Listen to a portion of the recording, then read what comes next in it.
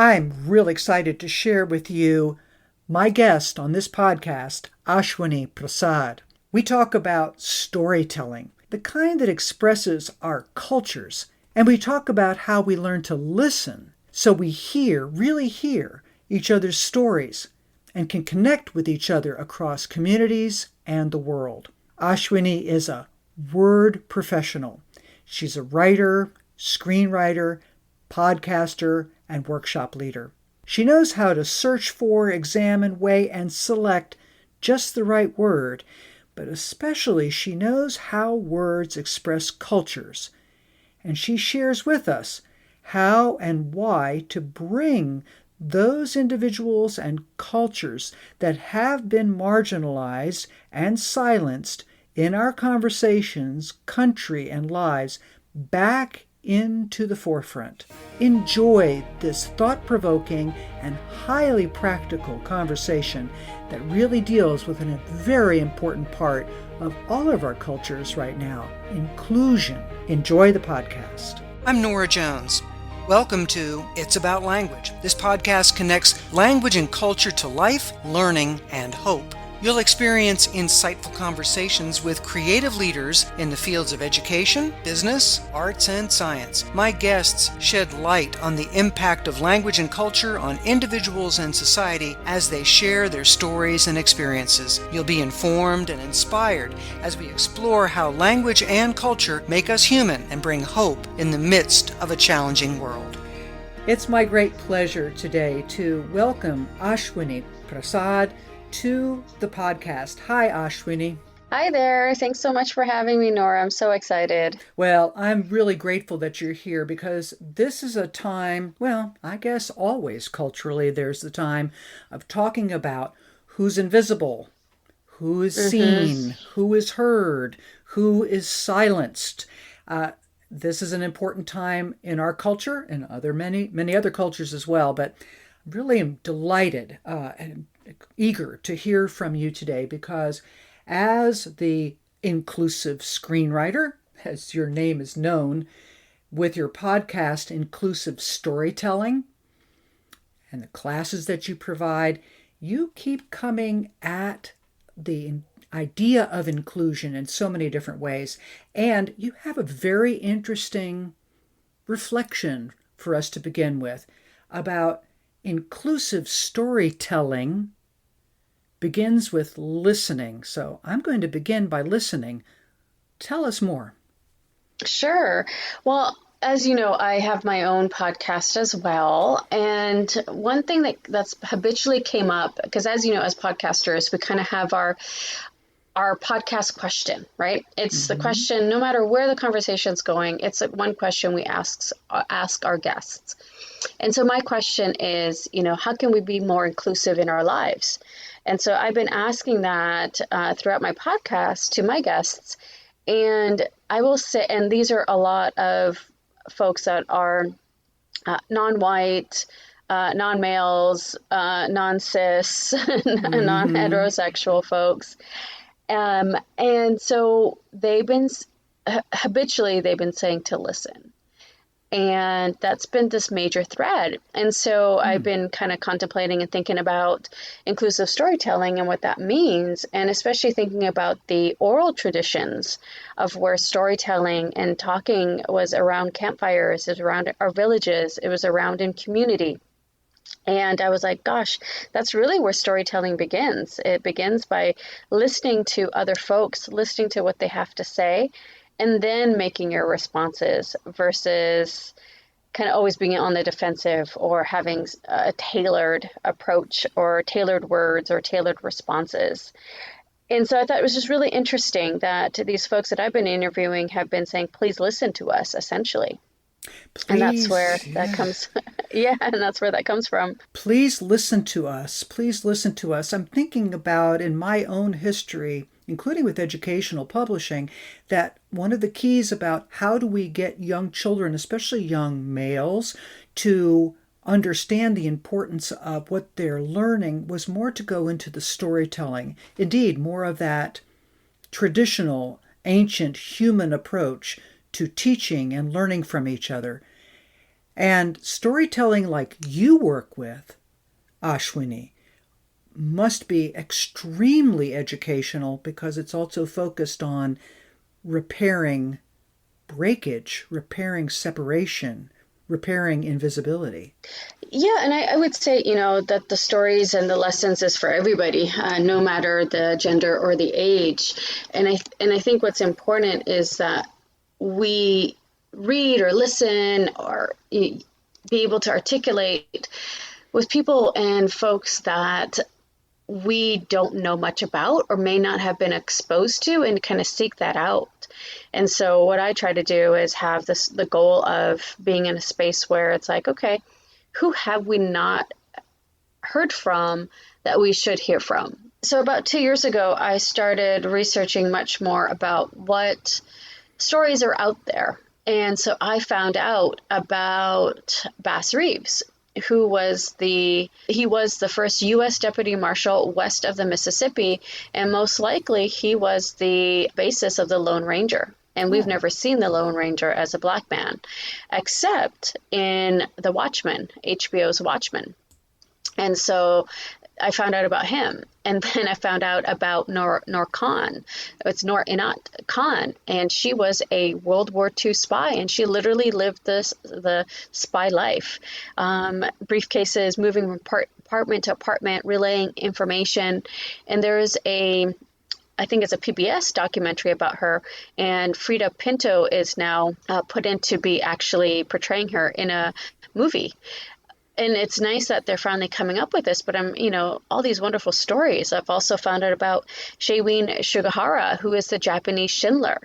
Also about the Sepais, who are World War I soldiers from South Asia, who were fighting for the British in World War I, and they were basically colonized and fighting in a colonizer army.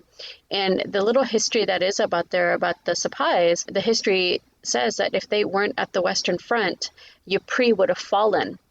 And Ypres was huge in the battles in World War I, because if Ypres had fallen, the Germans would have had access to the French coastline.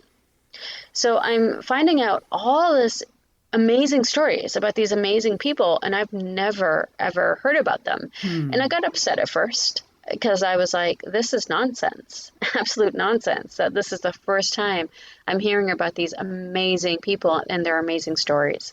And that's where the impetus came of where I am one person who can help bring them back in a way to bring justice to them and what they did for us, and hopefully justice and equity for their families as well, and have people give people the opportunity to meet these people and see these people and get to know their stories that I was not taught about in my schooling. And I would have not known to go out and research if it wasn't for an initial kind of Google search. And you know how it goes, right? When you're researching, one thing leads to another, and then all of a sudden you've got 5 books, 10 books that you're trying to get to. Because everybody has such fascinating histories and other people they mention that influence them that now you want to go and learn about.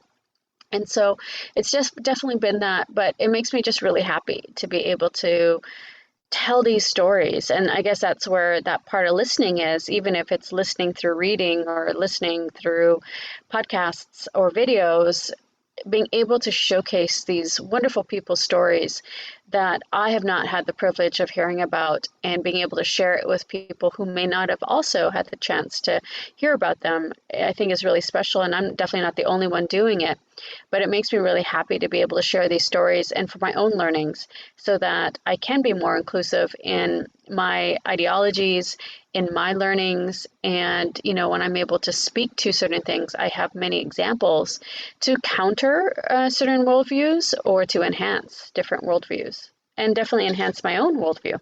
Therein lies what do you find happens when people listen to stories, especially stories that, as we judge, they should have heard before, but they haven't. But what happens? That's a great question. A lot of wow, exclamation point.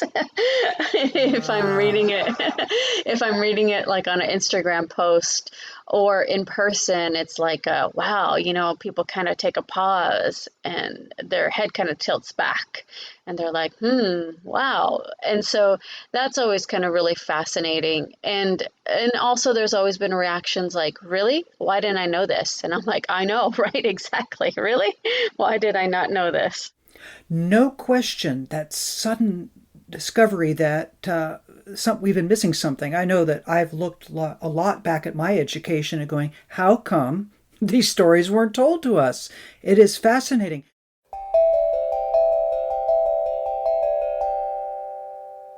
As a career educator and certified Gallup Strengths Coach, I engage with you and your team to bring energy, focus, and breakthroughs to all you do. Fluency Consulting provides workshops, presentations, talks, and team building events for K-16 educators and education-oriented organizations and businesses. Get energized, experience new insights, pathways, and perspectives. For more information, see our show notes or go to fluency.consulting.com.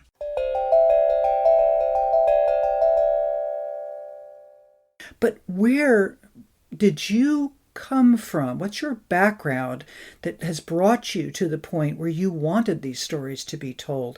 What's especially tapping from your background, your history? Yeah, no, that's a great question. And that's also, work I'm doing in terms of clarifying my why further and further, which happens. I think a lot of the experiences is I was born in Fiji, raised in Calgary, Alberta, Vancouver, BC, Canada, and then now in the United States, spending my adult life. And so I've been called diversity within diversity. And I was like, oh, that's kind of interesting. That's kind of interesting. Being of South Asian descent, but not from India. And I think also growing up, people saying, oh, you don't have an accent, to being called Paki, talk about the power of words. Yeah. And so all those things kind of influence you as you're growing up. And then when I was in college, I was definitely one of those people that probably shouldn't have gone to college, because even though I did well and I excelled, I didn't understand why I had to pick a major. There I am, a junior, and I was like, I really just enjoy learning all these, I wanted to take random classes. Can't I go ahead and make that a degree? And luckily my college actually had an interdisciplinary degree. And that's what my major was. So I was able to study philosophy and sociology and take a whole bunch of other classes just because I was interested in them and they sounded fun or they worked with my schedule. Yeah, and I just never understood the tunnel vision and for the expectation of a 22-year-old to know what she wants to do with the rest of her life is absolutely ridiculous. I think education's important and it helps, right? Like with the work that you do. But I think it's also important to not box yourself in or box other people in, because there's so much of the world. And I'm the type of person that I just don't see philosophy. I just don't see sociology, anthropology. I see how all of them intersect. And that's just how I live my life. And I felt really alone for a really long time. I felt like I was the only one who thought like this, because you see all these other people kind of going on their paths and then they're in their work. And now, though, I'm surrounded by people who are definitely of the same vein, where it's like, yep, nope, here we go. Definitely being surrounded by creatives. But I did my path. I chose it as naive as I was, and graduated college. And then the research came into me because I actually have 3 master's degrees, and 2 of them are in the liberal arts, focused on anti-oppression, what we call anti-racism today, and social justice work. And they helped really shape it, and that's why I'll never apologize for my liberal arts degree, and people will make fun of liberal arts. But it helped me give the worldview that I have today, which is just really helpful in the work that I do, and it's a part of me. And so I was able to do a lot of research. I learned a lot, learned how to research quickly, and wrote 2 theses. And then was like, oh crap, what do I do with 2 liberal arts degrees? Because, unfortunately, even though they're masters, it's like, well, what am I going to do? Am I going to teach? And there was just a lot of racism, a lot of misogyny. I was a philosophy major as well, and there was a lot there that really had me become disenfranchised from academia. And that's why I left. And I was like, you know what, I'd much rather be in a space where I am able to have praxis, theory and practice. And what I was finding in academia was just theory. And that might have been the people I was surrounding myself by at that time. I'm not really sure, but one thing that I will say that I think people need to realize has happened, this would be before 2006 or earlier. I had the head of the philosophy department at one of my colleges ask if the ivory tower still existed in a room full of mainly white people, and maybe I was one or two students of color in a small graduate seminar. Now, for somebody to even ask that question is ridiculous, but this is the mindset of the professors, white professors, and these are the questions they were asking. Does the ivory tower even exist? And wow. And that's just nonsense. And as a woman of color, now being able to reflect on how traumatic that is and talk about a lack of belonging, a lack of listening of my experiences, a lack of understanding. And that's important too in the work like you do, right? These are when words matter. Absolutely. These are when those types of questions with an implicit bias on what the answer is are so harmful. From an authority figure, no matter what, teachers are still able to give you your grades and kind of determine how your graduate experience can do. So imagine, being able to be in a space where that's what they're asking for, that's what they're saying. And so I just, again, becoming really disenfranchised. And then that's when I chose a business degree. I was like, well, okay, here we go. Let's be practical. And everything's a business. And then just have been in a space right now where I'm a project manager, I'm a business consultant, and I enjoy that work because I'm in a space now in my life and in my career where I can coach and I can mentor, and that makes my heart soar. And that's really important. And so now it's also, well, how do I bring in this creative work? Because I did theater all throughout high school, and it's always been there, and I always loved it. And that's where I had a push, and that I needed to just not be in this career and business side, which I love, but also enhance who I am, which is now this creative side. And that's where I got into screenwriting, and I started researching folks, and I started writing screenplays about people we don't see. And then I started my Instagram account about the very people that we've been talking about and bringing them back in ways that I hope is serving them. And then during COVID, I wrote a book about inclusive storytelling, because I was noticing there was a lot of books as a screenwriter, and as somebody, as we all should be mastering whatever your craft is, there was tons of books on how to write a screenplay, the format, the structure, the tones, but not how to write so that you're not perpetuating harmful tropes, right? The power of those words. And so, if you can't see a book like Toni Morrison, I'm butchering her quotation, but, if you don't see a book, you write it. And so that's what I did during COVID. And I wrote a short book about how-tos, given my experience being an educator and in the diversity, equity, inclusion, and belonging spaces, being able to say, okay, what can we do so that we're not perpetuating harmful stereotypes in our content and our screens? And so wrote a short book, because what was missing when I was researching how to write inclusively is that there was so much missing on real, actual, practical how-tos. So when I was reading research articles, well-intended, there was a lot like, well, remove stereotypes from your scripts or remove implicit bias. How? If you don't know what those words mean, exactly, Norah, you don't know how to. And that's where I have my book, and it's the how-tos. And it was really interesting because when I first was writing it, I was like, cool, this will be for screenwriters. And then I'm like, no, this can be all for all writers. And, what made me really happy is some of the reviews I'm getting on the book is that people are able to take my those how-tos, and actually put them into just their walking real life experiences. And that makes me really happy.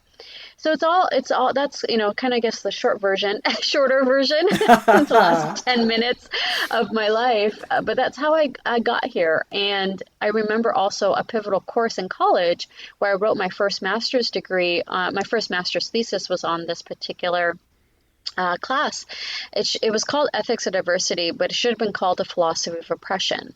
And we talked about how we should be acting and being able to spend time with folks who are not like us and being able to reflect on that. And so it's all just kind of all coming together with all these experiences. And really, again, because what I was missing in academia, that praxis, a lot of theory, but not a lot of practicality. And that's what I need, practicality. Spending time with. Two words that keep coming to my mind, not surprisingly, since this is about language and culture, is that we develop a culture over time with the people we spend time with. And you had this chilling experience there in that classroom where the cultural norm of the ivory tower was part of it. You're talking about helping people to develop an understanding, a listening of cultures.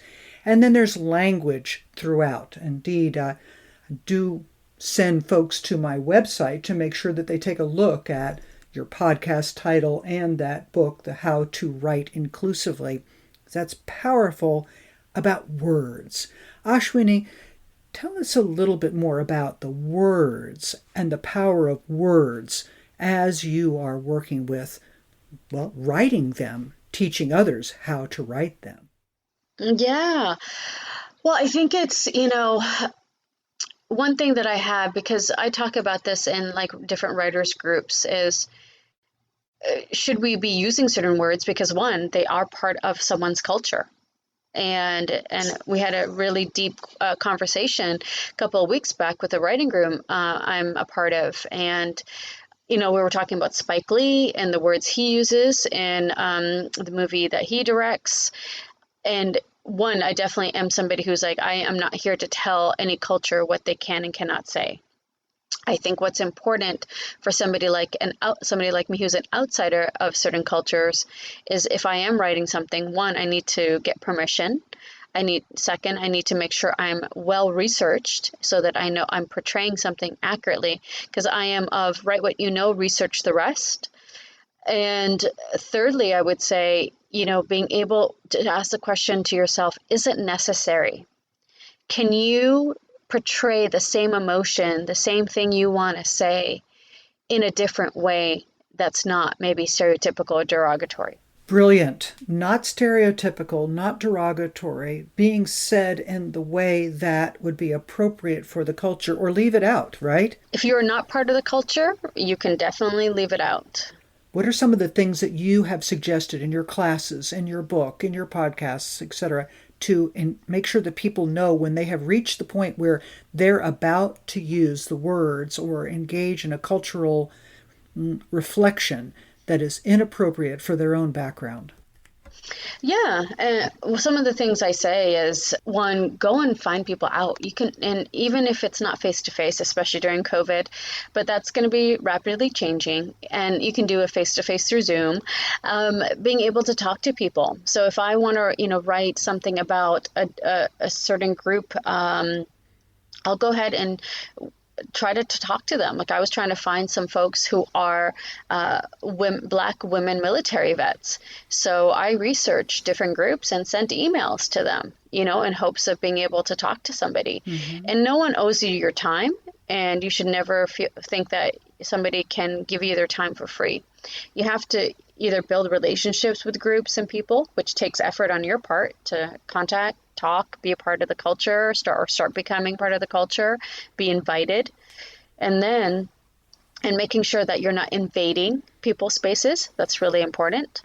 And being able to first reach out and be genuine, be humble in your asks, and learn about them. So, for example, me with the Black women vets, I need to see where the chapter is of organizations that support these women, emailing them and saying, this is the reason why I'm reaching out, and being very respectful and being very humble. And part of that humility is you may not get an email back, but keep going and be genuine in your learnings and why you want to be writing about somebody or some group. And I also caution in my book, don't assume that because you grew up with somebody or grew up in a culture that you know about the culture. Mm-hmm. And the reason why I say that is for my own personal experience.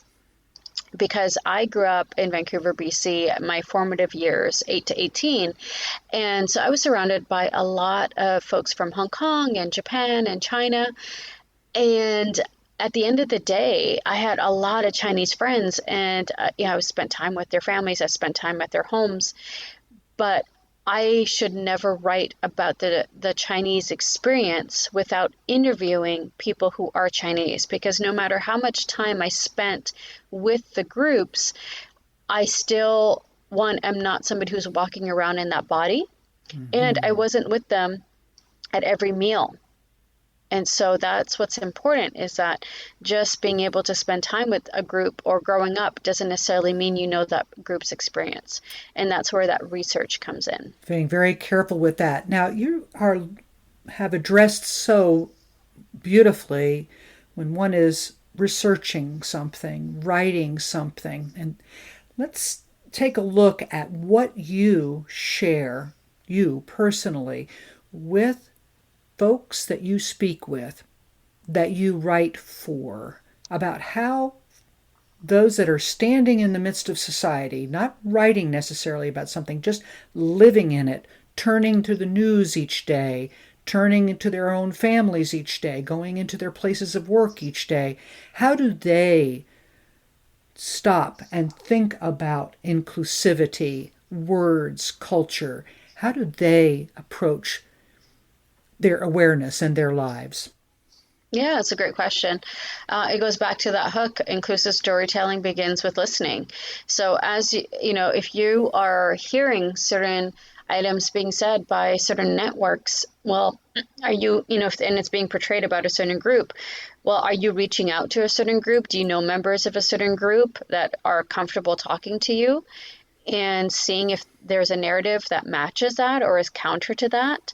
And then also, what is the larger society looking for and asking for? And how are your words in line or not in line? And why? And that's a personal question people need to ask themselves, is that why? Why do I feel like this? Why am I thinking this? What words am I listening to? And what's a counter narrative?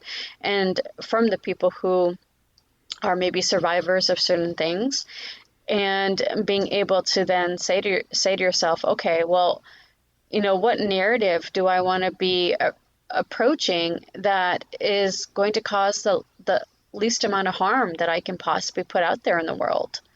And I think that's what's missing when I run into certain folks, which luckily I've been as far between. Is that the saying? I think so. I know, I'm like, there's something, I think it's far between. But people who don't listen, and they, instead of listening, they react. Like I was mentioning earlier, they react, they become defensive. And so I think that's what's a large part, is one, being able to take in what's the narratives are from from different sources, and then making sure you're surrounding yourself with different people and different perspectives as well. And you can do that easily nowadays through YouTube, through books, through Instagram feeds. There's so much.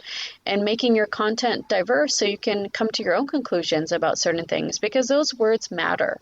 They influence who we are. They influence our perspectives. And the more that you can not just listen to what people are saying, but take it to heart as well. Because I've had people be like, oh, yes, I listen to Fox, I listen to MSNBC, and they still say very awful things about different groups. Mm-hmm. So are you really listening, or are you just saying you're tuning in, but you're really tuned out? What a powerful statement right there. Because you, Ashwini, are so attuned to words, when people say, well, how do I tell my story? Have you ever engaged folks in helping them to understand how to take words and tell a story if they feel blocked or don't even realize they have a story to tell? I try to do that in the master classes I teach, and just being able to show this breadth. So, for example, I am redoing one of my classes right now for a class that I'll be teaching this summer about inclusive storytelling. And I am adding decolonization and a heavy emphasis around decolonization and what that looks like from in webinars that I've been a part of, led by Indigenous folks. Letting them lead the words, right? And I'm definitely not plagiarizing. I have my sources. And so being able to say, this is the guidance and consistent guidance I'm getting from the Indigenous community across many different webinars I've had the privilege to attend. And these are the things that they're saying. And these are the resources they're giving to me, and being able to pass that along. And then, as you know, I'm a screenwriter. And so I actually am now adding, and I'll be adding this to the book because it's important for me, is Asians in old Hollywood. And people need to realize that there were anti-miscegenation laws, which didn't allow Asians to be leads in Hollywood movies, and also really affected personal lives when Asians were married to non-Asians in this country up until 1948. Wow. So that there are people who are alive today that lived and were born in these anti-miscegenation law eras. We need to remember that. Like, people are talking about Prince Philip, and I wish his family peace.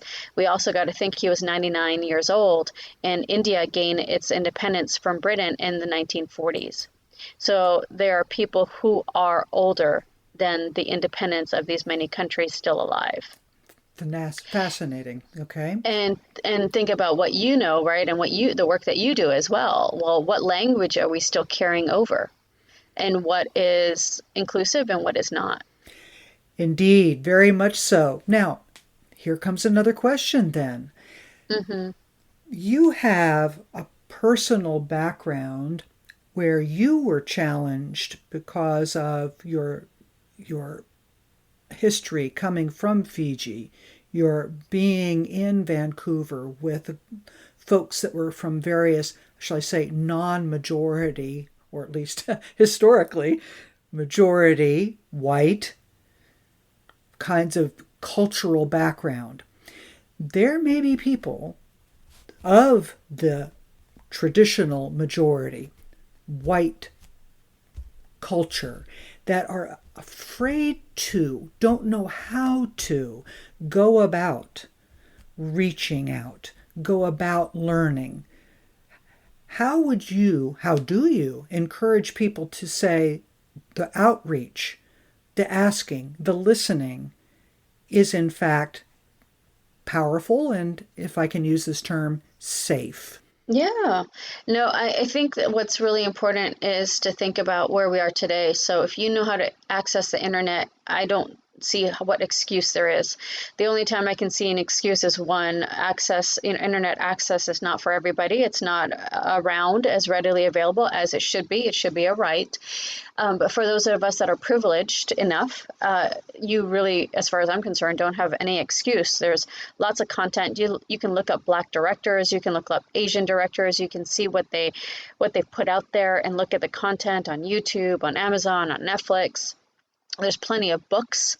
All you have to do is type in anti-racism books, and there'll be tons of books that are out there that you can read.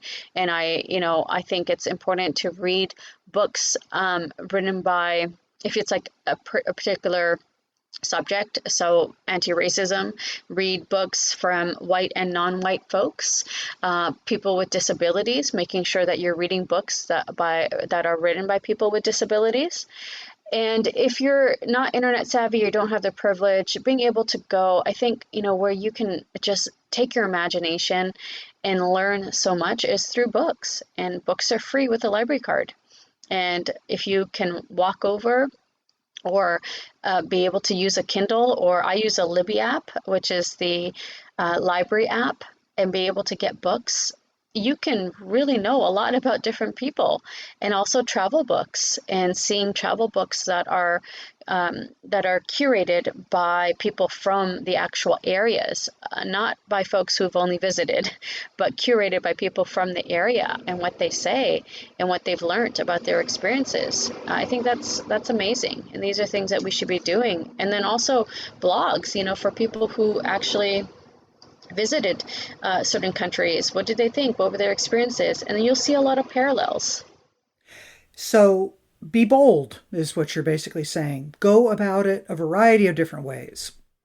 Variety, exactly. I think there's so many different ways where we can learn about other people. And in my book, I have a section where I say, look at the commonalities, look at the similarities, and that's going to tell you a truer narrative about things. Because nobody's a monolith, no group's a monolith.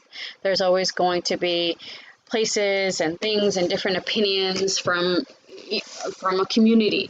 But what you'll see is, hey, like there's going to be people who eat with their hands, and that's part of my culture.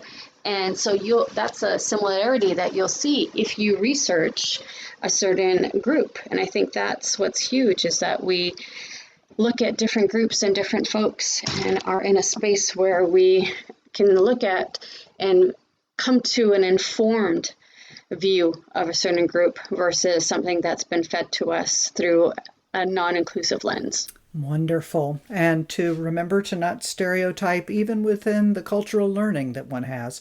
Very important insight. Thank you. Well, there's such a richness of this. I feel like we could create our own screenplay today and turn it into a movie that we could develop. And I appreciate everything you're sharing. And you've shared a tremendous number of suggestions and approaches to folks.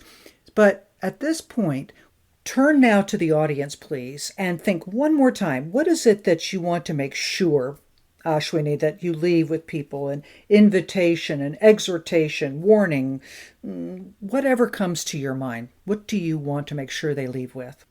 One thing that I was taught when I was young, and I heard this a lot, was sticks and stones may break your bones, but words cannot hurt me. And I remember in that college class that I was in that philosophy of oppression, ethics, and diversity course, the teacher was like, no, words do hurt. And it was the first time I'd ever heard that. And I think it's important for folks to understand that we have put together these words to try to help with trauma, to try to push it away. And the only way we can really do better as a society is to really acknowledge the hurts and acknowledge people that we historically haven't. And this is where that listening comes in, and acknowledging and saying, okay, this is what I can do today. This is what I can do in a week, in 3 months to do better. And that's where it's listening from, learning from a variety of sources, and then coming to your own conclusions of what is the right thing to do and to be with our fellow human beings. Powerfully said, Ashwini. Thank you so much for such an important learning today that we've all done.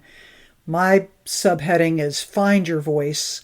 I realize that in order for people to be able to find their voice, I need to be able to be quiet so they can find their voice and then share it with me.